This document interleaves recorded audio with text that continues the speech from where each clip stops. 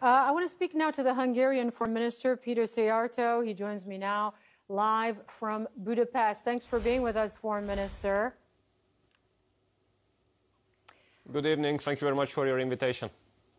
Let's start with COVID. Your country has a pretty low vaccination rate. What are you doing now to make sure that more people get vaccinated? I understand you've rejoined the EU program to get some Pfizer doses delivered after having suspended that in May. Look, we are at 70% currently. Of course, we would like to reach 100%. Physically, it's possible, given the fact that we have millions of jabs in the storages. You do not even have to register in order to get the vaccine. You just have to walk to a vaccination point, and there, within a couple minutes, you get the vaccine. So it's open for everybody. We hope that we can convince more and more people in the remaining 30% to be vaccinated. But there's one category where we are #1 in the European Union currently, and this is the booster shots, so the third shots basically. Around 35–36% of those who are eligible for vaccination have been vaccinated by the booster also, which is now becoming more and more important because of the new variants. So actually, you know, we were very quick at the beginning. We were the first EU member state to reach, or among the first ones to reach 60% of vaccination rate. That was very important because with that we could relaunch economy and reopen the country and get rid of the restrictions. Since then we could add another 10% and we hope that we can climb higher. So speaking of the EU, they're still very unhappy with your government, as you know. Some people accuse the Orbán government of anti-democratic practices. I understand a letter has been sent from the Commission to your country asking for answers to some questions on rule of law concerns that they have. Questions about, for instance, how EU funds have been used. Have they been used in ways that were not 100% transparent? Did you respond to the letter? We will definitely respond because this is the way how it should work in the European Union. European Commission has the questions. We definitely answer. But, you know, our debate with Brussels and with the European Commission goes deeper than that. There are basically two reasons why these debates are getting, let's say, more and more severe. First, there is a totally different opinion on both sides about the future of the European Union. Brussels, with some member states, obviously want to create a United States of Europe with more competencies brought to Brussels, taking away competencies from the member states. We definitely oppose that.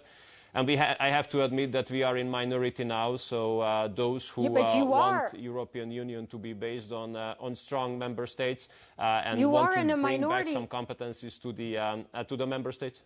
You are in a minority, which brings me to the next natural question, which is you're a part of this club and you're not necessarily abiding by all the rules of the club.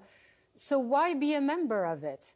If, for instance, you pass laws that are seen as anti-gay and lesbian, Viktor Orbán, your prime minister, becoming very close to China with business deals, blocking even the EU from issuing a statement condemning China's backing of anti-government crackdown protests in Hong Kong. Why be a member of a club whose rules you don't seem to want to follow? So I think here we do definitely have to stick to the facts. Otherwise, we go into a discussion which doesn't make any sense. These kind of accusations what was are out there about against what Hungary I just said? I mean, yeah, but I mean, I would be really grateful if I could just answer one part of your question.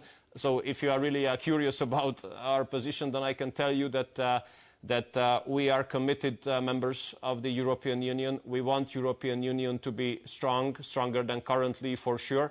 But our position is that with creating a United States of Europe, it's not going to be possible. We need strong member states because strong European Union can be based only on strong member states. There's a very, very serious ideological debate between Brussels and us. We are definitely a right-wing, patriotic government, Christian Democrat, which goes totally against the liberal mainstream, and it is successful. and we understand that this cannot be digested by Brussels. We have not passed any kind of anti-gay law in this country. The Hungarian parliament, which has been elected democratically, has passed a law on protection of the children, and this law ensures that the right of sexual education of the children is an exclusive right of the parents. It doesn't say anything about the LGBT community. That's lie. That's fake news. Okay. Well, there are differences of opinion on the interpretation of the law. A quick last one on something you told the Financial Times. You were quoted as saying that you believe the United States will interfere or will try to interfere in your elections next spring. Do you really believe that the Americans are going to meddle to try to get your party that's been in power for quite some time to lose next year? Look, this is another classical example how fake news are being spread. You should watch the video. It is to be found on internet in many websites. What I have answered to those questions, and they have put quotes into my answer which I have never said. What I said was the following, and I hope that I can say it here clearly now. That we are living in Central Europe. We are not living on the moon, we are not living on the Mars. In this region, we always had to count on the West and the East, so both sides willing to put influence on this region.